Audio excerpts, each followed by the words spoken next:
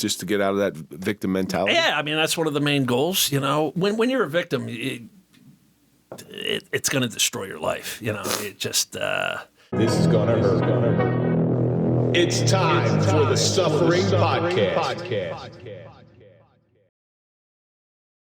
Yeah, and then every morning I wake up to, I don't know how many messages are waiting to be answered, So that's another thing I do is, I'll make posts, social media posts in the morning. I'll answer the messages and then I'm off to work and then answer more messages at night. My girlfriend is very... She understands my mission and my goal, so, like you said, a lot of time to the detriment of your family, you're doing stuff, and to the detriment of my relationship, I'm answering, when somebody's like, Clark, please help me. I'm at the end of my rope. What can I do? How can I go watch a Netflix movie with her? But this person's like you said, it's to my rope. It's to the detriment of your family, but it's to the betterment of yourself. It's that random act of kindness that we talked about. We talked about that on Instagram Live tonight. Just those little random acts of kindness by you giving your voice to somebody who's reaching out to you in need. You have no idea what that's going to do to them long term. That may just relieve them. Let them last another day because tomorrow is a new day, and tomorrow it could change everything around. You're almost breaking through to that diamond mind, and most people will just quit. Yeah, a guy yesterday is like, Clark, my son just died of a fentanyl overdose, and I am completely devastated and destroyed. What do I do? So I wrote him a long message, and I said, at some point you can make some good of this. You can start telling his story in AA meetings, NA meetings. I have a lady by me who I'm friends with whose son died of a fentanyl overdose, and she started an Al-Anon group in my county. I go, maybe you can do something like that. You'll figure it out, down the road, I always tell people I like to recite a line from Psalm 23. Even though I walk through the valley of the shadow of death, I will fear no evil. And the valley of the shadow of death is simply the hell our life can take on at any moment. This guy is going through a valley of the shadow of death right now. I went through a valley of the shadow of death 6 months ago, finding my brother dead. But I tell everybody there's one word in that saying that is the most important word, and it's even though I walk through. Yeah. You're not stopping in there. Right. I set up camp in the Valley of the Shadow of Death and built a fire and was roasting marshmallows for decades, self-destructing. You're going to hit the skids, realize you're going through a dark period, and then you got to get yourself out of it. There's a quote I have on my phone, which is pretty much the same thing. When you're going through hell, keep going. Yeah. Well, that's exactly it. Yeah, exactly it. But those little nuggets of help that you're giving people, and you're not a trained therapist and help him to get through this. You're just a guy who had a really shitty childhood and a shitty adulthood, and there's some other shitty things that have happened in your life, who got a couple extra tools. But those little things that you give out, they have a way of coming, even though you don't want anything back, they have a way of coming back to you tenfold. You give one little random act of kindness, boy, it comes back to you. And when you really reach somebody and you can tell that they're listening to you, there is no greater feeling in the world where you've made an impact on somebody's life. And I know for a fact that you made an impact on my life. I know you made an impact on Mike's life. 100%. So he almost made an impact on my nose that last night too. This episode isn't over yet. There's still times. I know he's cocking the gun, and I'm just waiting for him to fire a bullet. I just got this pen in my hand. I'm going. So what else you got coming up? I've been working for 2 years on I signed a deal for a multi-episode documentary with a producer 2 years ago. And just, want to say 3 weeks ago, I got the first episode. And, I was nervous, let's see what happens here. And I got to tell you, I was blown away by it. It was utterly fantastic. See your life up on the big screen like that. It's got to be humbling. Yeah, I'm not even in the first episode. Like, my voice is. But it was really well done. And she's supposed to have the other 3 episodes finished, edited this month. So hopefully by the end of the month, I'll have all 4 to review. And then it's off to the streaming service. You know, she has a relative who runs a division at Netflix.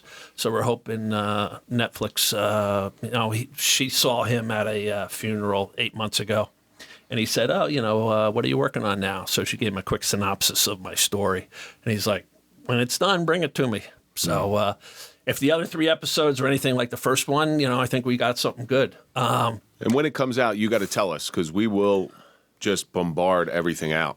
Yeah, I don't know if you want to have a guest for 3rd time, but I was just that would be a first, wouldn't it? 3rd time? No, we've had De Palma in here. We've had De Palma in like 15 times. De Palma's just he's messed up. No, but all seriousness, you are family. You are a good friend of ours, and we want to see this succeed because not only because we like you, because this story holds a lot of weight. This story, it can really heal. Yeah, it has a lot of power to it. Yeah, absolutely. Man. Yeah, and like I said, Kevin and I talk all the time about like shows that impacted us, and there's some shows that we said, it was all right. It's content. Right. But your show, your episode, your story really impacted both of us. Really did. Thanks, man. It really did. My whole thing is to just get people, stop self-destructing. Stop being a victim. And it's tough. It's tough when you've been a victim your whole life to suddenly just flip the switch. But that's what I'm trying to get people to do. And well, is that your goal with all these projects? Is just to get out of that victim mentality? Yeah, I mean that's one of the main goals. When you're a victim, it's going to destroy your life. It just it's time consuming. Yeah, it takes over your every and it thought. Seems like everybody in society's a victim now. Yeah. It's your sexual persuasion, you're a victim. Your color, you're a victim. Your race, you're a victim. Your religion, you're a victim. Everybody's a victim. Like, what's it going to do for you being a victim? Like, I don't want to be a victim. I don't want the government to take care of me. I want to fend for myself, and I want to build people up for them to fend for themselves. So on top of the documentary that's almost done, I signed a book deal with Simon and Schuster, and been working. I wrote a manuscript when I was in prison. I hired a editor for the L.A. Times who worked 41 years for the L.A. Times, and he's written several books. And I hired him to turn me from the ugly duckling into the beautiful swan. So you still got a long way to go. You rat bastard! You son of a bitch! I know. Did you hear that? Boom! Damn it! I tried. So the book is it's almost done. By the end of the year, it'll be done. When we're going to publish, I'm not sure. 2024 is going to be a big year for you. So we'll see. Do you guys, those, and I do speeches. I got a speech coming up, as I told you guys. For the Sex Crime Officers of New Jersey's convention. Do you remember Elizabeth Smart out in Utah? Oh yeah. She's speaking also at this convention. What are you going to talk about? The Suffering How Podcast. I almost beat the hell out of this guy Mike on a podcast. Yeah, just when you're out there, throw the Suffering Podcast a bone, all right? Yeah. No, that's cool. Elizabeth Smart. She's you don't hear anything about her, but she went through some. She got taken out of her bedroom. Yeah. At 9 years old or something. Yeah, and the guy kept her as like a concubine. Right? Yeah, and then he put her out on the had her completely brainwashed, and she was out on the street handing out religious pamphlets, and somebody noticed her. And well, there's a lot of similarities between her abductor and Dennis Pegg, because you almost get like a Marfan syndrome where you start blaming yourself and you start sympathizing with, they destroyed your life. It's not that you think Dennis Pegg did anything right, but you start blaming yourself more than you're blaming the person. Next to my father, I looked up to Dennis Pegg the most, And again, like a lot of abusers are a family member, you know, the father, the mother. It's not like they're strangers, you know. So yeah, you know, and that messes with your mind. Like you love the person, and they're doing stuff, and you don't know if, you know, it confuses. Is this part of love? And it just makes a whole mess of your life. That's what it's got to be so confusing. A person that you looked up to, and they're doing these things to you, and like you said, that's where I believe the victim part starts right there. You know, you become the victim at that point, but you don't really know you're the victim. Right. You know, right. Is this the way it's supposed to be? I mean, you're too young to even know what feelings are. Yeah, it's a mind fuck, you know? It just completely mind fucks you, you know? And it takes a long, long time to unfuck you. It's a lifelong mind fuck now for you. Yeah, man. You know, it's listen. I'll be dealing with crap. Like I said, I'm sure it's an everyday battle to you. Oh, absolutely, man. You know, I've got an arsenal of information I can share with others. But that doesn't mean I'm like healed in any way. I'm a work in progress, just like everybody else is. And I'm just trying to bring them up with me. You know, I might be a one level above them, and I'm trying to get them up to my level. That's all, you know. But I still got many levels to go myself. I think you're a work in progress until you're 6 feet under. Yeah, man. Your whole life is a work in progress. Absolutely. Well, when you complete your work, then your mission's over. Yeah, well, what do you do when you climb to the top of the mountain? You go find another friggin' mountain to climb. It's just the base of the next mountain you got to climb. That's it, brother. Now, I was gonna say jump. Now, if you could grab Clark Fredericks at 12 years old, who just had this horrible thing happen to them, and you're talking as yourself right now, given the tools and the information that you know in your life transformation, what do you think you would tell him, that little Clark 12-year-old who just had something awful happen to him? Yeah, well, I tell people, like, you know, breaking your silence is the toughest thing to do, but the most rewarding. How can you grow or heal from anything if you can't even talk about it? Like, do you think that would fall on deaf ears on a 12-year-old kid, though? Well, I would tell myself, look, when your father sits you down on your bed and says, "Did Dennis Pegg ever touch you?" Don't be so afraid to tell him what happened. You know. Because you will now have the burden of knowledge. If you deny, this is where your life is going, and it's not good. Right. If you say something, this is the direction your life could go. And I get teenagers on Instagram reaching out to me privately and like telling me, you know, like, you're the first person I'm sharing this with. And I'm like, all right, well, you're way above where I was at your age. You know, I didn't have internet to reach out to anybody, you know, so you didn't have a 20 or 30 year spiral. Yeah, that's what I'm trying to prevent them from doing, you know. Do you think it was necessary, though, to get to where you are now, that you had to go through that spiral? You know, I just told somebody, you know, on a post, everything worked out the way it had to work out, including the murder. You know, that doesn't mean I'm saying for the next victim they have to murder their abuse. It's Dennis Pegg should never have had a 40-plus year reign of terror. I should never have killed him. So many victims want to do what I did, and I'm like, I make posts all the time about prison life and jail life because you do not want to go there. It's not a life worth living. I go, you can turn your life around and grow and heal and use that pain to transform yourself and to help others and to do something magical with your life. It doesn't mean because you had this crap done to you, your life is destroyed. And that's what I just try to get through to people. And I go, and if you follow my footsteps, you're done. Your life is done. You're not gonna get a 5-year deal like I got. I had the perfect storm to get my deal. You're gonna do life in prison, and prison is such misery, man. It's just not worth living. Somebody described prison to me like this. This might not be an apt analogy, but it's a lot like high school. It's because the sex you want, you don't get, and the sex you get, you don't want.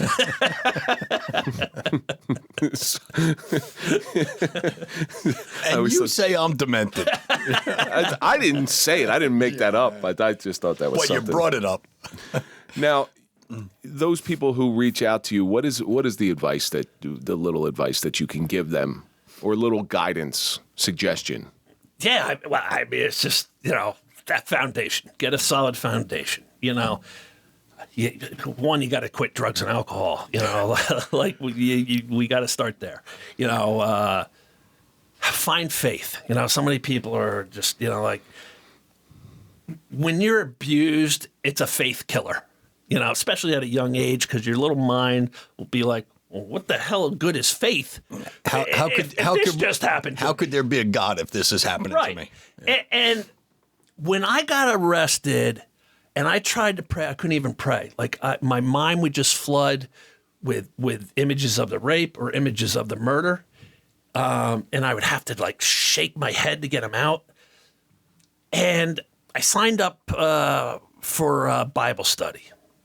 And I can't pray, and I'm going to this Bible study, and I'm like, man, if this dude is some ultra right wing, religious fanatic wagging his finger at me, I'm going to tell the guards, get me out of here right now, So I had myself all jacked up, and this guy, Brother Bob, gave me a hug.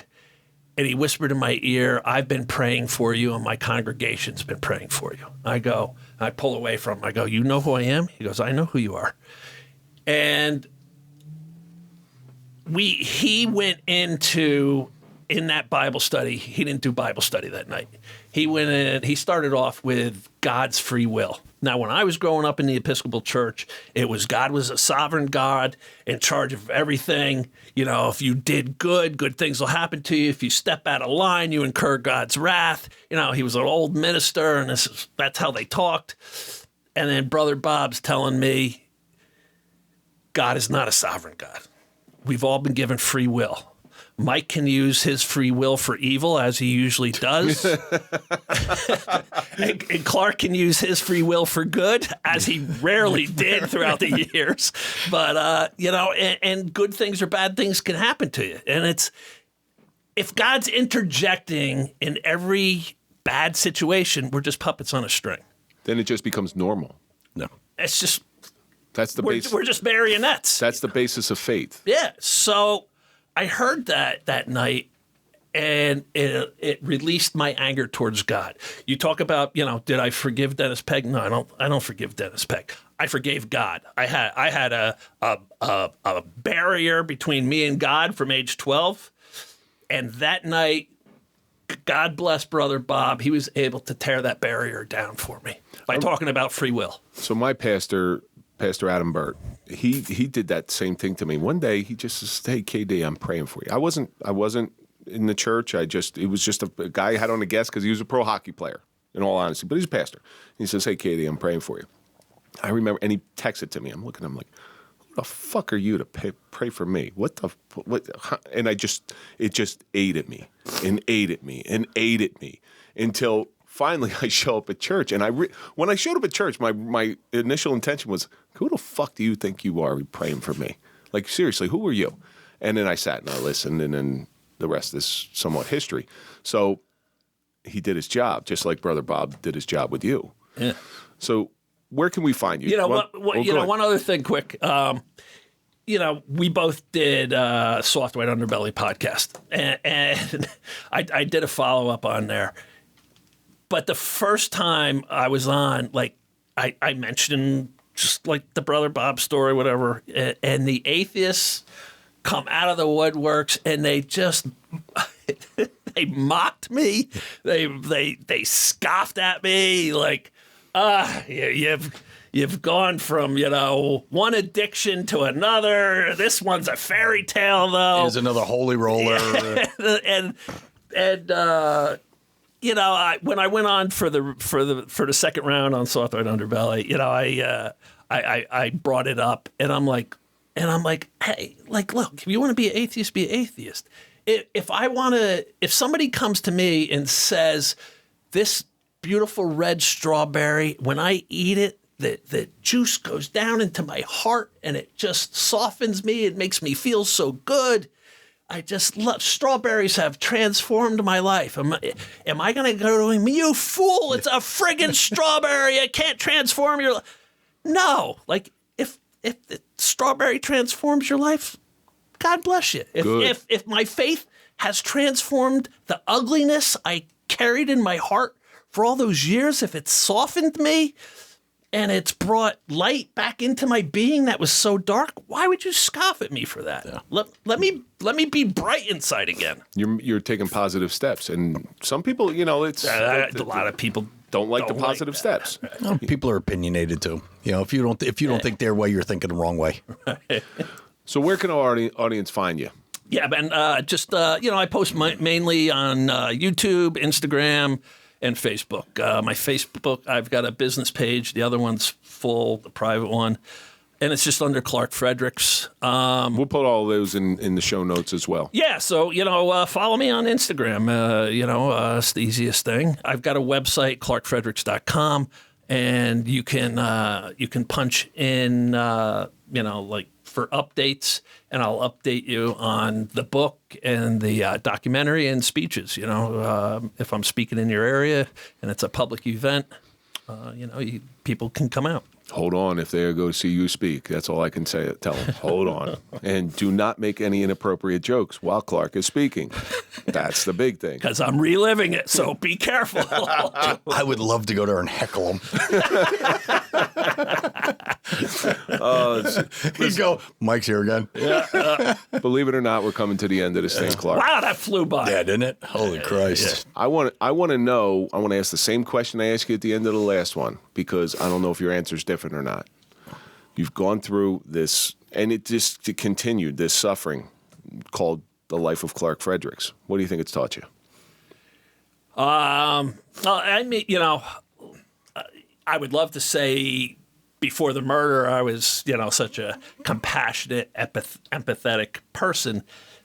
But again, when your heart's filled with darkness and hate and rage and anger, I was the life of the party, but I wasn't this compassionate, empathetic person. I could be great for a one-night stand, but I was the wrong person for a relationship. So everything's taught me, everything is a life lesson, especially bad things, and that's, I've got a suitcase full of life lessons now. And that's what I just try to share with people. Not everything's going to be a home run that's going to resonate with people. But there's something in my arsenal for every person. And, am I glad I got raped? No. Am I glad I've survived everything so that I can have a message to help other people? Yeah, that part of it's great. I'm here, I'm alive, and I'm going to help as many people with the time I have left. Your suitcase of life lessons is going to help a lot of people.